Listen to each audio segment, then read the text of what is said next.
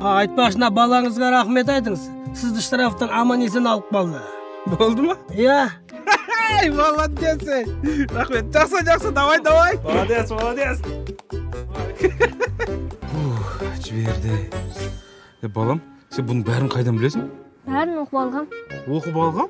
Жаным, менің балам кітап оқиды екен ғой, ә? Кітаптан оқымаймын. Ана телефондан көп нәрсе үйреніп алғам. Телефоннан? Айтпақшы, менің отчетым бітіріп бере аласың ба? Алло. Отчет бітті деп ойлай беріңіздер. Аха, қазір бітіремді апарып берем. Жақсы. Ма, бітір.